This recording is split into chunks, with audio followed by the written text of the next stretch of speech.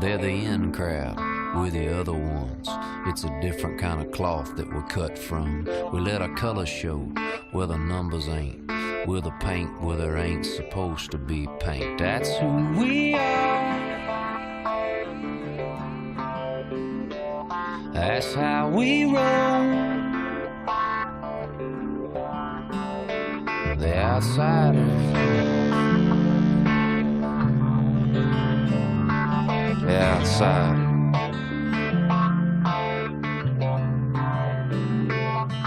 Our women get high and our liver gets stained when we saddle up and down in the pouring rain. When a junkyard dog with an alley cat, keep the wind in our front and the hell at our back. That's who we are. I'm talking walk that walk, wide open rockin'. That's how we roll. Back to the wall, a band of brothers together along the outsiders. We're the riders, we're the ones burning rubber up our tires. Yeah, we're the fighters, the all-nighters, to fire 'em up and get a little higher.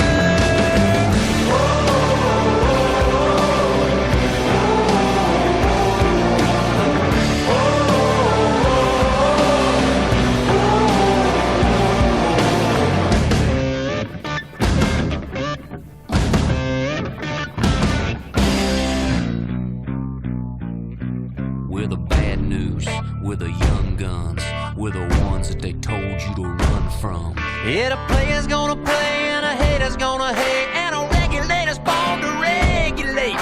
When it hits the fan and it all goes down and the gloves come off, you're gonna find out just who we are. When you are talking, walk that walk, wide open rockin'. That's how we roll. Back to the wall, a band of brothers together along the outsiders. We're the riders, we're the ones burning rubber off our tires. Yeah, we're the fighters, the all-nighters, to fire 'em up and get a little higher.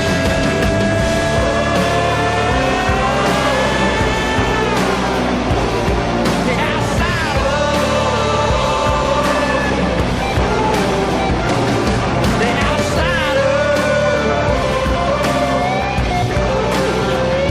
You're gonna know who we are.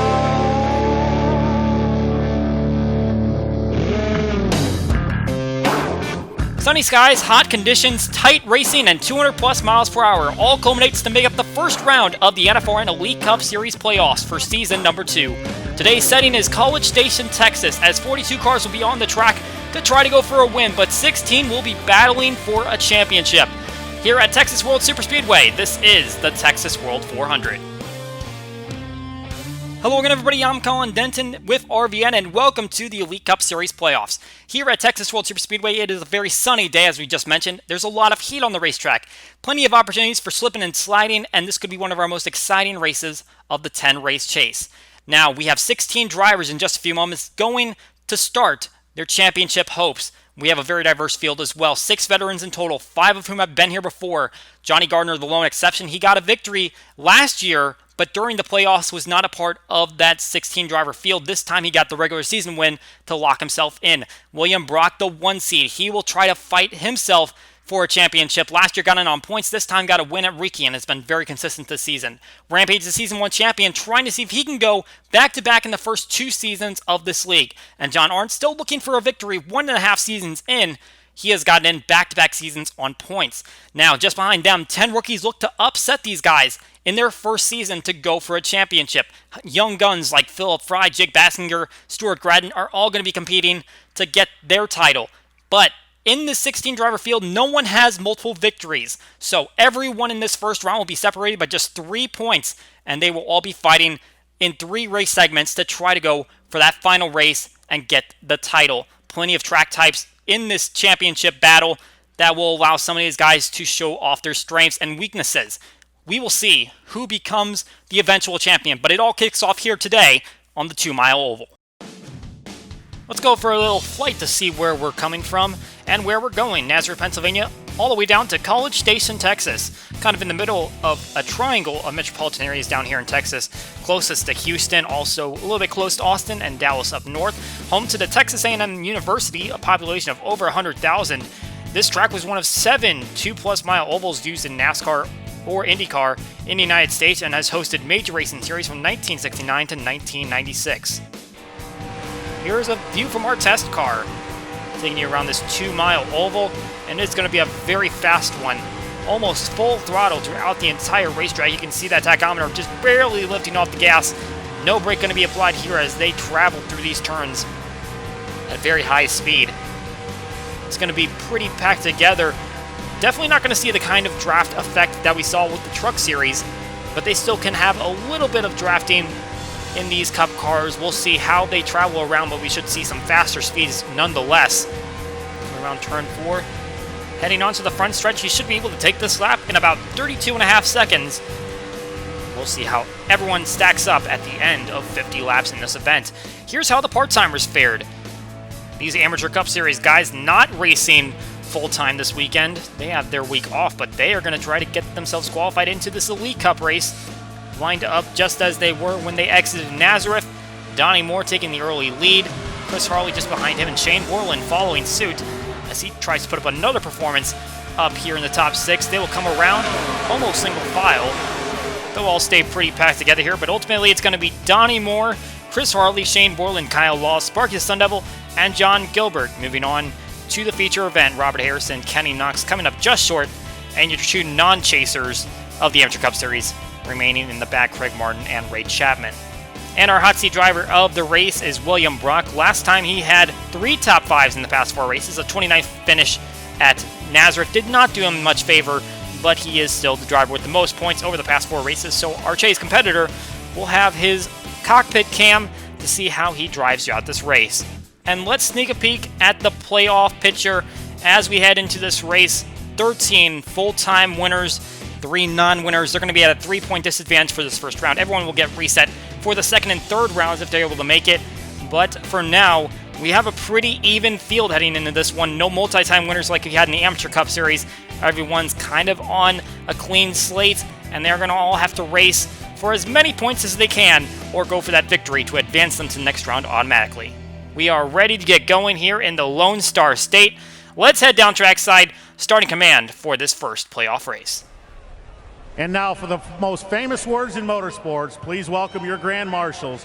He's the voice of Michelangelo, Teenage Mutant Ninja Turtles, Greg Sipes. Drivers, start your engine! Booyakasha! You ready? Fire it up. They are ready to go racing on a warm afternoon here in Texas. Let's take a look at the full starting grid for today's first playoff race in the NFRN Elite Cup Series. Starting on the pole is a non-chaser, Mitchell Mark, in the number 5 Xfinity Ford Fusion, 17 points short of a playoff spot. Alongside him will be Amethyst Ashley, our first chaser, in the 57 Tabasco Chevrolet, qualified with her Pigs Cliff win. In row 2, our first part-timer Shane Borland competing in the Amateur Cup Series playoffs, and the other JR led laps at Nazareth for a playoff bid, but ended up finishing 3rd. In row number 3, our reigning series champion Rampage, at his best track type, one of the best to do it on the 2-mile ovals. And David Davidson barely snuck into the top 25, but he is competing for a championship. Just behind them, another pair of chasers. Johnny Gardner needs the momentum he had in the middle part of the regular season to get back up there. Philip Fry struggled in his first 2 starts at longer ovals. On the inside of row 5, seeking his first top 20 since his runner-up is Zen Joltis, is Dale Jr. Fan 8883. And Jake Baskinger rounding out the top 10. The Castle Awards winner had a runner-up at Riki earlier in the year. The next 2 spots includes Julio Caesar, 3 of the past 5 races finishing outside the top 35, and Stephen Willie, a former playoff contender with a best finish of 25th this season. In row number 7, Aiden Shepard, a contender for the playoffs before crashing at Nazareth, and Stuart Gradden led laps in 5 of 7 starts at tracks 2 miles or longer. A couple of part-timers making up row number 8. Chris Harley, 2 top 5s in his last 3 Elite Cup Series starts, and for Sparky the Sun Devil, start number 5 on the season. In row 9, Caleb Campbell trying to come back from a pair of outside top 35 finishes, and for Jason Adam Mundinger, he's trying to come back from a pair of outside top 30 finishes. Rounding out the top 20, NASCAR Fan 19 carrying 3 top 15s in a row into this race, and Gerardo Ron, pair of top 10s offset by 2 poor performances. Row 11, Noah Poncer led laps at Riki. This is his best track type. And Jack Krause, tied for the most top 10s this season, has 2 straight coming into this race. In row 12, Rambo, a Texas native at his home track. And William Brock, the 1 seed in the playoffs, 3 top 5s in the past 5 races. A pair of veterans in row 13, Noah Carr's almost static in standings from last season, 31st to 28th. And Reese Butcher already matched his top 10s from last season and exceeded his top 5s. In row 14, Eli Bright, 13th at Riki, was his second best finish this season. Zachary Fitzwater Sr., 2 of his best 3 finishes on the year coming in the past 3 weeks. Row 15, Jonathan Rains looking for his first top 10 since Calder Park. And John Arndt, the chaser, despite 2 top 10s on the longer ovals, this is his worst track type. In row 16, John Gilbert making start number 2 on the season with 14 DNQs to his name. And Cody Hagan excelled at short tracks and road courses, but not the longer ovals. Moving back a row, Nick Smith had a stronger stat line in the regular season than Season 1, but no victory to show for it. And Jack Porkins, the late contender to get in at Nazareth, he finished 5th at Van Zandt. In row 18, Brad Stover, the first driver out, finished runner-up at Nazareth. And Bruno De Barros, the chaser, found a lot in the top 20 over the past 11 races. In row 19, we have Dominic Carranza, who had a strong start to the season that didn't materialize. And Ryan Maiden, our last chaser in the field, 5 straight top 20s ruined at Nazareth. In row 20, Donnie Moore, the part-timer, making his 4th straight start and 3 straight top 10s to show for it. Tyler Markell, not a great season and not great runs on this track type to show for it, 35th and 36th. And rounding out the full field, Eric Monaco finished 3rd at Riki, and Kyle Law, a 2-time Amateur Cup winner, making his 2nd straight start. As far as looking at our pole sitters, Mitchell Mark is our 17th different pole winner this season. We have yet to see anyone do twice at the front of the field. We have 2 different part-timers on this list, a lot of other full-timers, but we're going to see who ends up on the top step of the podium when they complete 50 laps here at Texas World. 21 rows lined up side by side. One of them could be advancing straight to the next round if they're able to get the victory here today. There's also a lot of hungry non-chasers trying to take away a win here today. Underneath the sun in Texas, green flag flies. First playoff race underway.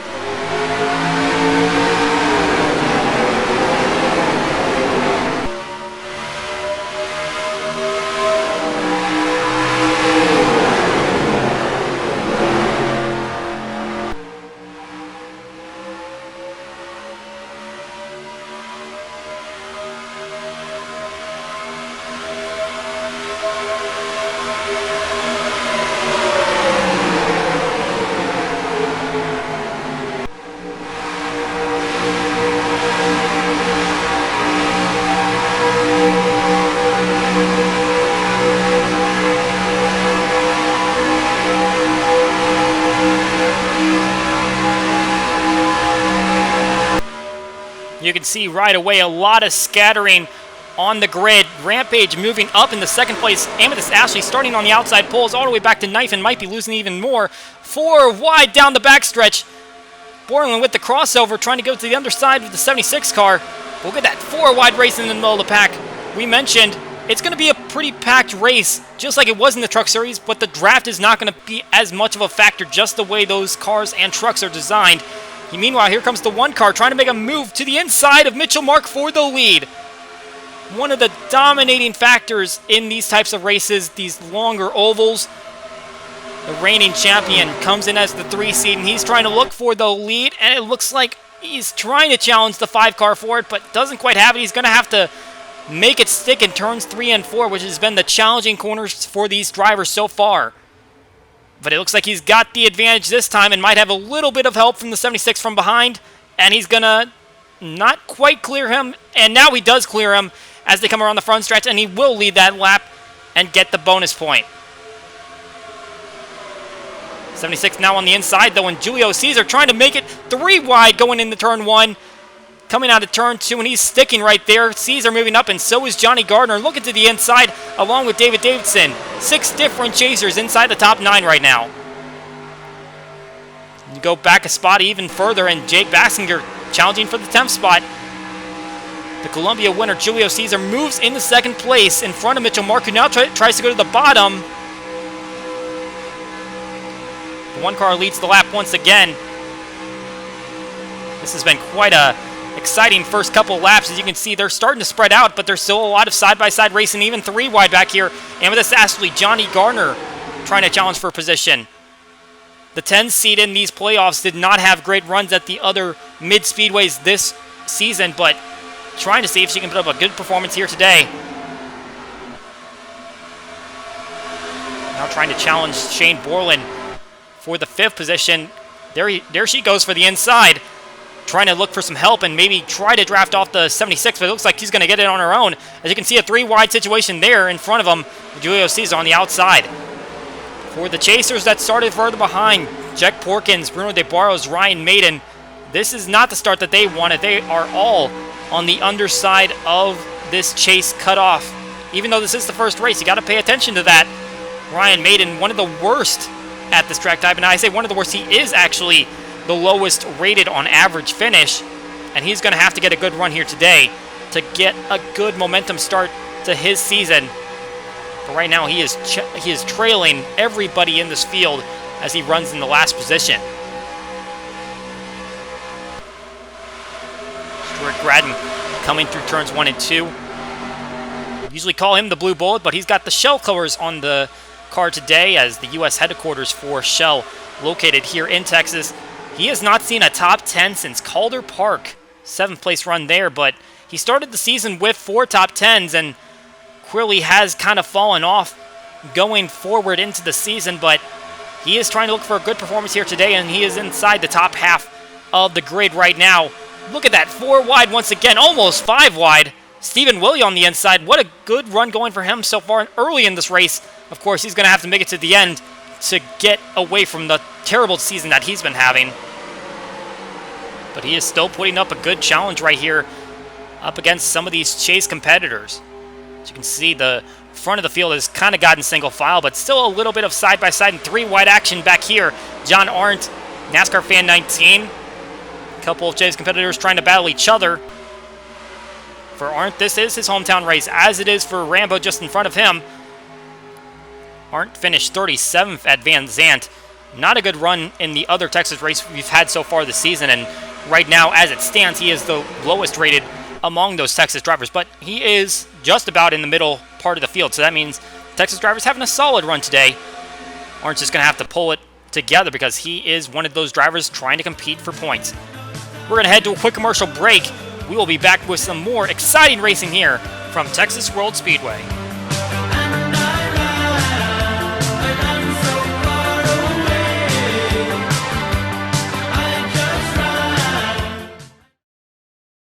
Before we put the Excite NASCAR Select battery in your car, we asked a few volunteers to put it in theirs. Ready when you are. Let's do it, man. Yeah, let's go do it. Don't be getting in my way. Hey, what are we waiting for? Excite NASCAR Select, the official battery of NASCAR. Specially designed and built to withstand blistering heat and vibration. Used on the track by NASCAR drivers. Good battery. Great battery. And now available at an auto store near you. Well, be sure to check out our newly formed NFRN merch shop. Just opened up. We've got some new selections in there for all of your NFRN gear needs. We'll have some drivers over in that shop as the season progresses. Check it out now in the description. Moving back to the race, and you see Aiden Shepard turning some laps right now up near the front. Just barely missed out on a playoff bid this season. 39th at Nazareth, crashing twice. The second one ultimately finishing him off, and very much tried to get into the 16 driver field, but was unable to make it. Now he's just fighting for a little bit of pride left on the year. Right now, Rampage still leading Julio Caesar up at the front of the field. Riding on board, Jake Baskinger, the Riki runner-up, doing pretty solid on this type of racetrack. He is the 4th seed in the playoffs. Up until Peoria had finished top 30 in all the races on the season. So pretty solid consistency in terms of staying away from the very bottom of the barrel, but trying to make sure that he can put up a good performance here today. Right now, 22 points ahead of the cut line. We'll keep an eye on that on the right side of the screen throughout the race and see where these drivers end up. Just in front of the 84 car is the 11 of David Davidson. The 13 seed on the playoffs barely squeaked his way in to the top 25 that he had to beat out in order to make it into the playoffs. We saw in the Truck Series race, Barry Watson, the lone driver this season, to not make that threshold. So the 38 truck not in the playoffs, but the 11 car is. He's trying to challenge for a championship, and he is in the top 5 in points as it stands. One car putting up a little bit of a gap in front of Julio Caesar. That one car is looking pretty stout. The 3 seed in the playoffs, the reigning Elite Cup champion, one of the strongest veterans on this type of racetrack, and the team is overall having a really good performance. No surprise to see him up at the front and starting to put a little bit of gap in front of the field, but you can see he's starting to slow down, and he's coming down for a green flag pit stop, and he's going to bring down a few friends alongside him. Lap 14, our first pit stop of the day. I believe I counted 11 cars coming in for a pit stop, but several chasers staying out right here. Caesar, Gardner, Davidson, Baskinger, Braden, Fry among those chasers. We see here, though, there's a few chasers that are on pit lane. William Brock, the 1 seed, and Adam Mundinger included in that one. And sounds like all around it's going to be 4 tires. Rampage is the first one to lead them in, trying to see if he can get out in front after they make this service. Here comes the next round. We see a few more defectors. Those are all non-chase competitors. They're going to try to do a little bit of gambling right here. So you can see it's a very big pile-up trying to get on the pit lane, and Kyle Wald getting right in front of Jack Porkins. Ryan Maiden also trying to make his way to the stall. The last chase competitor in terms of qualifying. Caesar makes his way into his stall. And once again, it's going to be 4 tires for everybody on pit lane as they try to find some grip on this very hot racetrack. Here comes the next set, and Cody Hagan still staying out there. He's going to go all the way to lap 17. It's going to be a little bit of a questionable decision if he doesn't make it back around the pit lane. But if he does, then that could show that he has one of the strongest fuel mileage in the field. The driver that was the face of controversy at Peoria. A lot of drivers blaming him for several incidents that took place on the racetrack, because he was running a pretty battered race car after being involved in an earlier accident. I believe he eventually got knocked out by a big hit with Nick Smith, but he ultimately tried to run a little longer than he probably needed to. Ultimately did not result in the playoff bid, but he did make it back to pit lane safely, so he could have some pretty strong fuel mileage. We'll see how that plays out throughout the race. Meanwhile, we see some of the field coming back off pit lane. Rampage trying to come around turns 1 and 2 and see if he can pass up Julio Caesar to get back in the lead. He exits the corner. Caesar comes back off the apron, and the 0 car has the advantage right now, but not up fully to speed yet.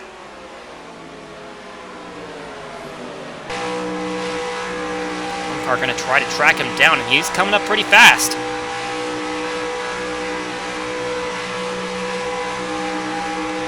Tracking him down to try to get that position. The 0 car is looking like he's going to let him right by as the 1 car speeds right by him on the inside, and Rampage will reassume the lead, or at least what we will call the lead, because Hagan is still out in front based on where they are on the racetrack. I believe Hagan's still on pit lane. If he crosses the line, he'll once again lead another lap, but the 1 car, for all intents and purposes, is back in the lead. But the chase presence in the top 10 looks like it's gone away, as you can see several non-chasers just behind them. Shepard, Kraus, Dale Jr. fan 88-83. Meanwhile, Caesar making a move to the inside on the 1 car. Just saw Hagan come off pit lane. They're going to pass him easily. But a side-by-side battle for the lead with these chase competitors. And it looks like Rampage has better momentum off the corner and is going to get down in front of him going into turn 3.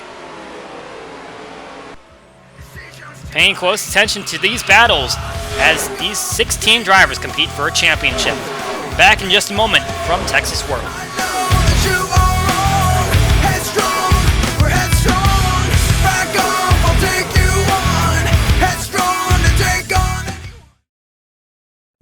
You know, I just thought, for 200 it'd be bigger. That's pretty much it. Well, like, how much for that one? Oh, a lot. Could Could we move it up, maybe? Oh, sure. Okay.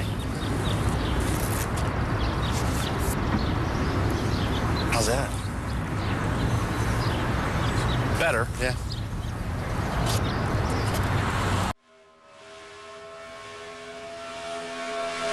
Fierce competition continuing here at Texas World. Rampage and Caesar leading the field.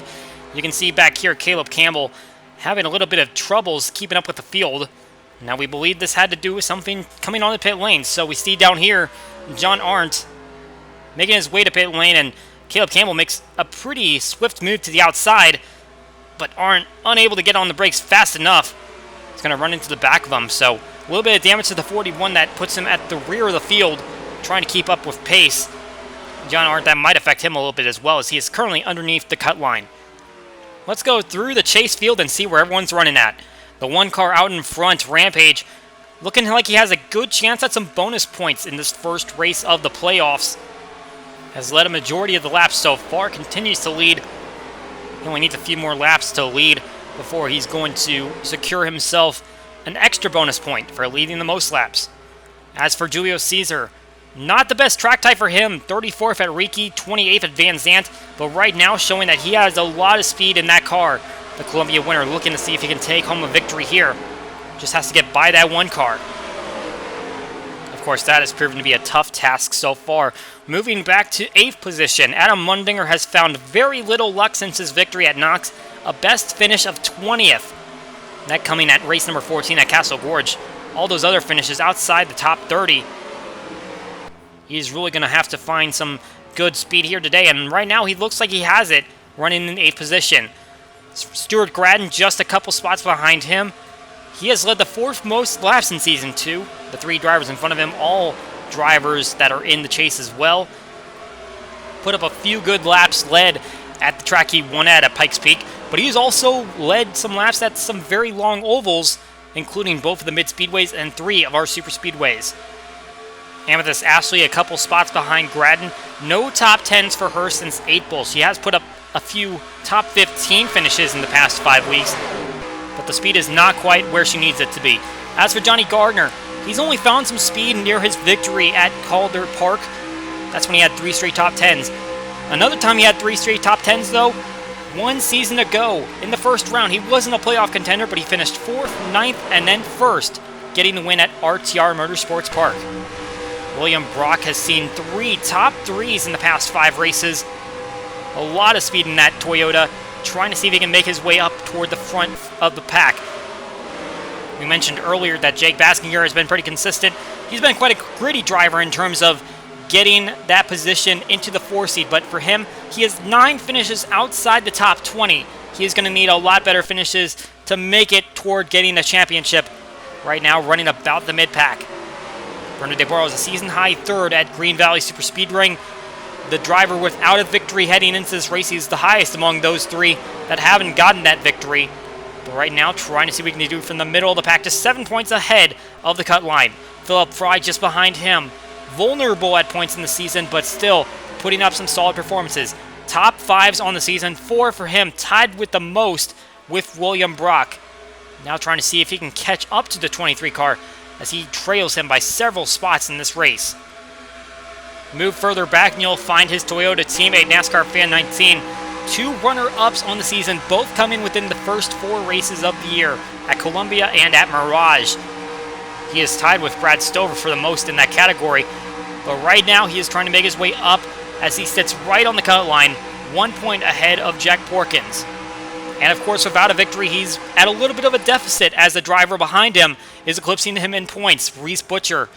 Trying to find some strength on the longer tracks. 2nd most laps led this season, but he is not too great at any tracks other than short tracks. Trying to see what he can do on the longer oval, but right now has a lot of ground to make up if he wants any chance of winning this race. John Arndt, one of the Texas natives, just behind him. 1 season ago, he finished 3rd at Ricci. So far this season, his best finish has been 4th, his only top 5 on the year.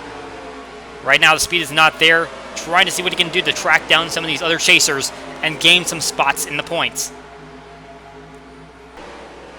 Further behind, Jack Porkins, looking to see what he can do to gain some ground. got a little held up on pit lane, but 2 top 5s on some of these longer ovals. Van Zandt, he finished 5th. Bump Drafton the week after, he finished 3rd. But right now, not showing that much speed. For David Davidson, trying to do the same, find some more speed. He has gained a lot in the back half of the regular season. Going into the first 8 races, he had a 27.6 average. He gained almost 10 spots on that in the back half of the season as he claimed a victory and ended up in the playoffs. For Ryan Maiden, he's finished top 20 in 8 of the last 11 races. He's had good momentum, but right now he is far behind in the field as he got a little held up on pit lane as well. That logjam at the front of the pit lane has put him far back away from anyone in contention for him to pass. That takes us through the chase field as we see right now. Rampage going to come down. He's going to get his second pit stop as Julio Cesar going to once again go right by him and try to stay out for a little bit longer. Here's the split as they come down, and it looks like it's going to be about equal to how they spread out in the first set of pit stops. Cesar out in front now. Jet Kraus comes in at second. The next chaser is Stuart Gratton. He rounds out in the 5th position. Adam Mundinger once again comes in the earliest among this set of drivers. It's going to be another 4 tires for all the teams. One car comes in, gets that service. Going to see if he can get back out in front of the 0 once again. He has shown the most speed among the drivers today. He's off of a pretty fast stop. Here comes the next set of cars, the 0 leading them. A few drivers going to stay out once again. Ryan Maiden already into his stall, and trouble in the back of the field. Big accident right here. Kyle Law, Philip Fry, Jack Porkins with some damage. Several chasers involved in this one. You can see the front end damage on the 04.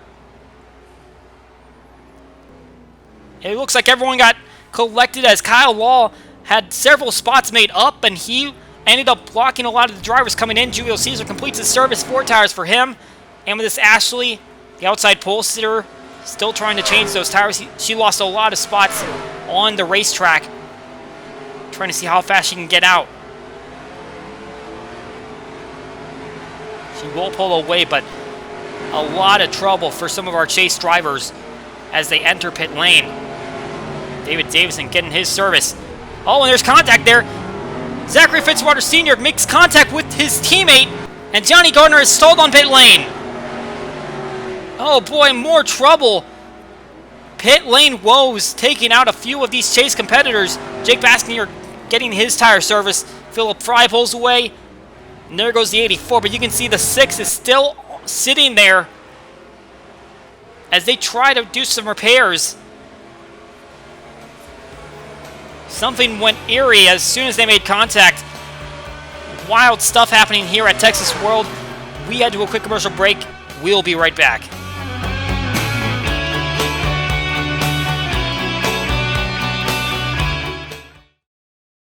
Tony's retiring later this year, so he's been exploring new sides of himself. I made a pretty brown right there. Oh my gosh, that's magical. You see, Kevin, I believe painting is like poetry without the words. I really need you to stand still. Done.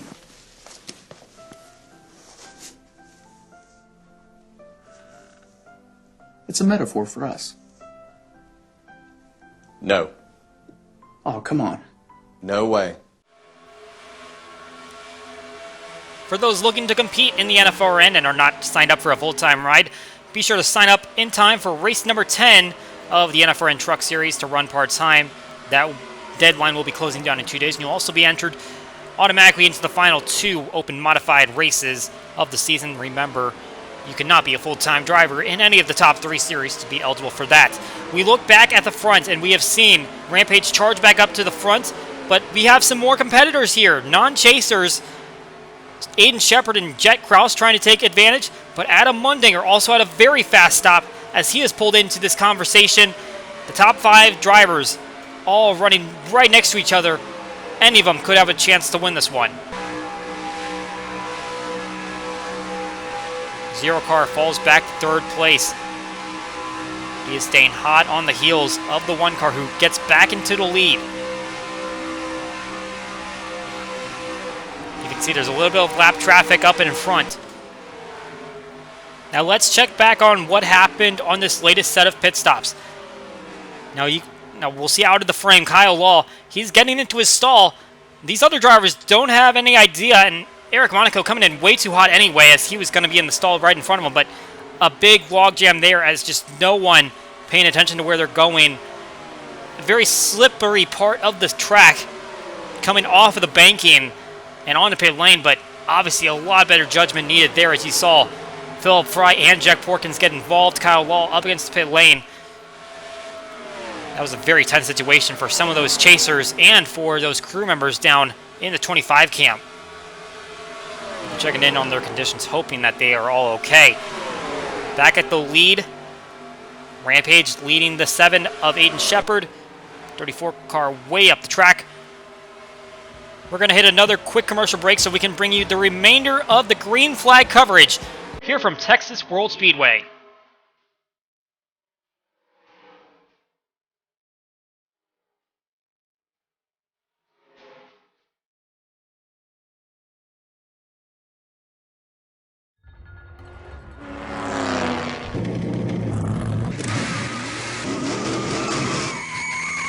Whoa! Dad, where'd you get that? Oh, you won't believe what just happened. Don't tell me you got the last Diet Dew. Yeah. I love the taste of Diet Dew. What do you want for it? Deal. Diet Mountain Dew. Yeah, it tastes that good. Hey, Hotshot. Meter's running. Back at Texas World, the action remains intense. As you can see, the 7 car trying to look to the inside of the 1 to grab the lead. Unable to make it happen as the 0 follows in 3rd. William Brock leading the 2nd pack around, but you can see he's going to get freight trained around the bottom line. Eli Bright, Dale Jr. fan 8883, Brad Stover, Tyler Markell coming in from the back end. 23 following some spots right there. Cody Hagan also trying to follow suit. These 5 cars coming up on another lapped car, and that's going to be Gerard Iran. Eric Monaco finally pulling off of pit lane after that incident at the entrance. Had to get a lot of repair work done. And Gerard Iran right down in front of the 1 car. I can't imagine he's going to be happy about that, as really the 91 not quite as fast as the 1 car is going, although he is kind of out on his own and not getting the benefit of the drafts, but can't imagine a leader appreciating that. As you can see now, the cars behind him are going to build up a little bit. Johnny Gardner has also made his way back onto the racetrack, and obviously a bad situation there as contact with his teammate forced him to an extensive pit stop. And now he is 10 points below the cut line, currently shared by Jack Porkins and NASCAR Fan 19. It looks like his day is essentially over. Gonna hope that there is some kind of big accident that takes out a lot of cars and gives him some more spots. Riding on board the leader right now, he is about to catch up to Jack Porkins and put him a lap down. And he'll go swiftly by on the inside as now the 04 1 lap down and now below the cut line, 1 point behind NASCAR Fan 19, teammate to the 1 car. Got a big pack of drivers right here, and we can see a couple of chase competitors. Gradden and Fry in the back, William Brock up front. Got a squabble up here. Shane Borland in that pack. One of the best running part-timers right now in the 3 car. And here you see Fry and Gradden along with Bruno De Barros are getting held up by Fitzwater Sr. Looks like he came back down pit lane to get that hood removed. So I had to spend some extra time doing that. Sent him a couple laps down. The chasers underneath them, and now Gradden trying to work his way through the middle and on the outside. See if he can get a little momentum as De Barros goes to the inside, tries to make it 3 wide going down the backstretch. Won't go 3 wide because the 29 has so much speed off the corner that he is catching up for his next car to pass. John Arndt kind of stuck behind a little traffic himself. He is above the cut line right now, but only by 5 points on the outside of Noah Cars. Trying to put up a good performance in his home state, but right now pretty stagnant in the middle of the pack. Jet Krause is starting to fall off that group of 4 drivers in front of him, while Aiden Shepard still trying to hunt down Rampage for the lead. Imagine if the 7 car had been able to stay in the playoff field. This would be a great battle for the lead among chase competitors, along with Julio Caesar. As we get to the end of this race, it could come down to another pit stop. There could be some two-tire strategies here, as we see from the back of Reese Butcher, the next chase driver about to go a lap down. Caleb Campbell trying to make a move on the inside, not going to be able to pull it off. But here comes that lead pack. 3 chasers and Aiden Shepard as well, battling for that victory. But who is going to have to come down and take service? And it looks like it might be the 1 car coming down right here. He is slowing, and he'll take the 7 and the 97 with them. Green flag pit stops for the final time this race. Julio Caesar stays out 1 more lap. He's been doing that this entire race, but imagine that he's going to come down real soon. Jet Cross stays out just behind him. Coming in for the 97 car, it's going to be a 2-tire stop, right sides only. Going to try to get this quick service. He got out very quick last time. Great pit service for the 97 on lap 29. He's going to try to do it again. 2-tire service for the 1 car as well. He's away. Gets out in front of the 7 and the 97. Held up a little by the 5 car, and contact! The driver that's been leading the majority of this race now has front-end damage. Aiden Shepard and Mundinger have both gone by. And this is a huge change in momentum. 1 car has 5 more laps to wheel it around. Julio Caesar could take advantage of this highly. He's going for 2 right side tires. He's going to have to take some quick service. He is away. Can he get out in front of that lead pack? And when this Ashley comes down, pulls into her pit stall as Caesar pulls away. Doesn't look like Ashley's going to win this one. Mitchell Marks stuck on pit lane. His car is stalled as well. And the 1 car is coming back down pit lane. Unbelievable. Led the majority of this race, clinched the most laps led. And now the final pit stop has resulted in a huge loss of spots for the 1 car. And trouble in turn 1. Johnny Gardner and Amethyst Ashley. Huge contact.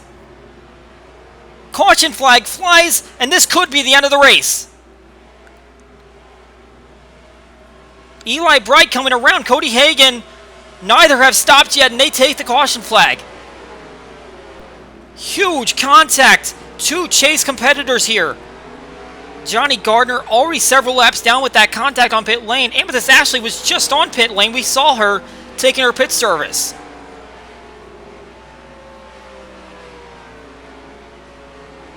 Some huge contact there between those 2 drivers. But now we take a look at what's going to happen here.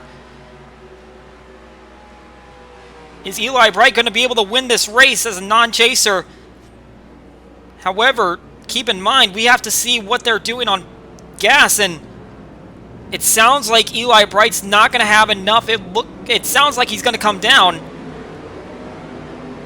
I gotta wonder, Cody Hagan, he's been staying out the longest of any driver in this field. Is he going to stretch this on 2 stops? And there you see the 88 pulls to the left, and he is going to have to get his service. Cody Hagan, though, will stay out on the track. They're coming to 2 to go when they cross the line. Several wild events changing the complexion of this race. The 1 car came down in an inopportune time, and there was contact possibly coming off pit lane. Amethyst Ashley and Rambo, 2 Texas drivers. Oh boy. Ashley getting turned right off the right quarter panel, right in front of Johnny Gardner, driving at full speed.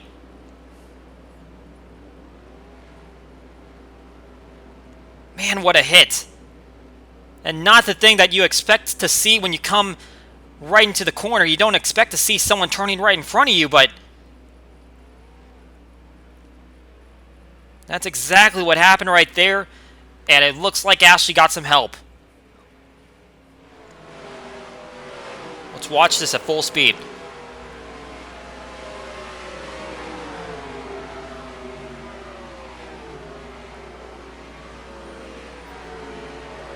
Just no explanation for that one. On board Johnny Gardner.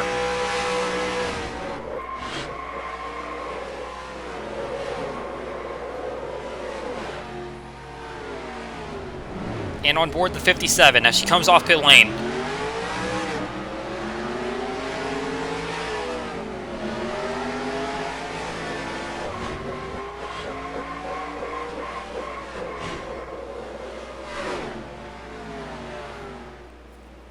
Incredible, and we saw a little bit of skid marks on the backstretch, and it looks like Jack Porkins coming off pit lane. William Brock's going to run into him. So we actually had a pair of accidents right as we were coming to the end of this race. However, on this one, I believe it's pretty minor. It looks like 23 goes for a 360 and pulls away.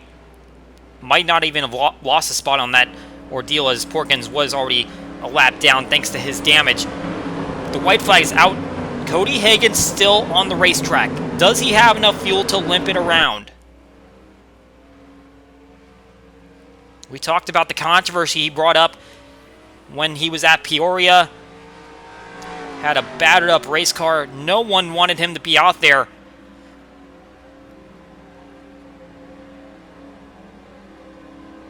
Didn't get any punishment down from the league on that one. And right now it looks like he might have put together the perfect strategy to win this race along with his team. Also got a note as it relates to the playoffs, Jake Baskinger, he ends up in the second position. It looks like he pitted late enough that he was able to get his lap back. Coming off pit lane, he is one of just 3 drivers still on the lead lap. Obviously, Eli Bright and Cody Hagen taking the caution were able to stay there for Rampage. Very inopportune time to come down and get that service just for the sake of the caution too. That was very bad timing, as he easily could have stayed out on the racetrack and at least tried to get to the end. Might have blown up. Not sure if it would have been worth the risk. Of course, there's that 84 car. As you can see, he's kind of at the rear of the field, but still in the runner-up spot. Eli Bright just behind him. And the 84 is going to come out with the most points. He's going to exit this race as the driver in the lead with the standings. But coming around, Cody Hagen looks like he is going to have enough fuel to make it to the finish line. What a pit strategy. We saw in the trucks, Jason Langley ran out of gas trying to stretch it. Apparently, Hagen knew exactly what he was doing when he stretched it those laps. The 42 comes around to the stripe, and he is going to win the Texas World 400.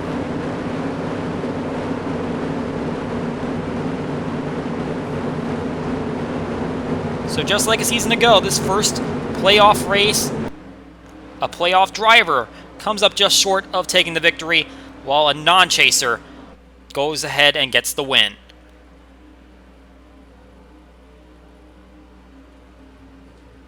It's going to be quite the results chart to look at as we see where all these drivers finished up after that wild sequence of events taking place just a few moments ago.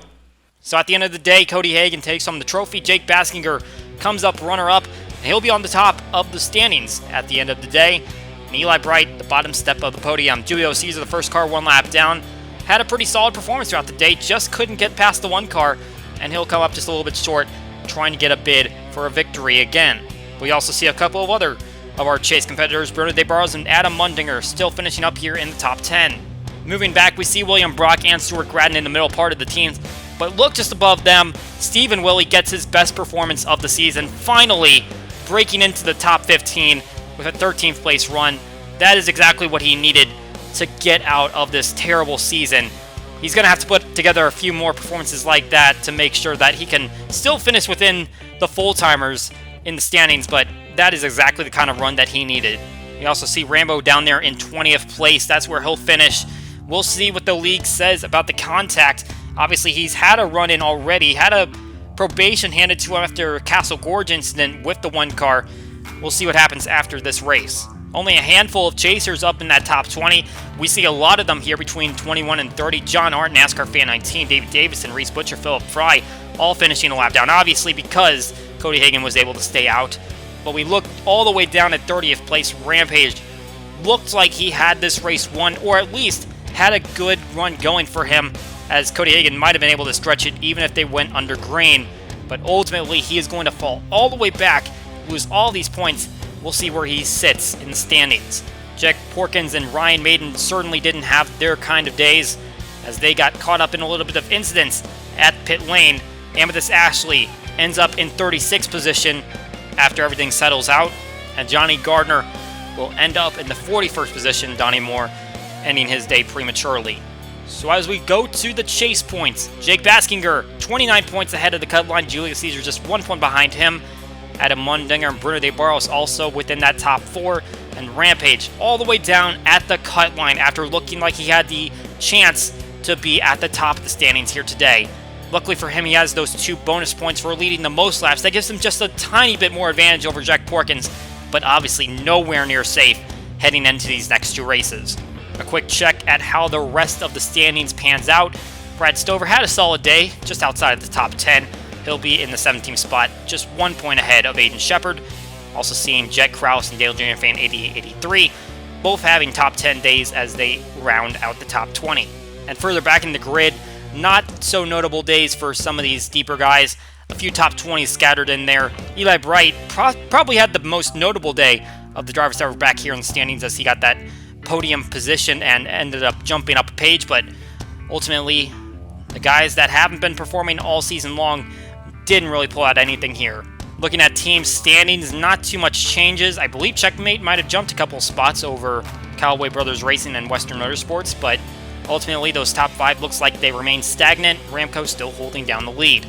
And in Rookie of the Year points, Brad Stover still holding the lead on that. Jack Krause and Philip Fry within 10 points of getting that spot. Stuart Gradden and Jake Baskinger just following. Some good points for the 84 car today with that good finish. And also, Eli Bright was able to eliminate a bit of a gap that he was in with his 3rd place finish here today. That puts Noah Ponser and Jonathan Rains in a share for the bottom of the grid. Quite a wild day at the 2-mile oval. Several chase competitors competing for a victory, with a couple of them blowing up right at the end. Ultimately, it came down to a non-chaser able to claim victory and keep all 16 of these drivers looking to advance themselves into the round of 12. Toronto Lakeshore up in Canada will play host to our next event as these 16 playoff drivers try to go for a victory and advance themselves toward a title. For NFRN and RVN, my name is Colin Denson. We hope you enjoyed today's race, and we will see you all next time.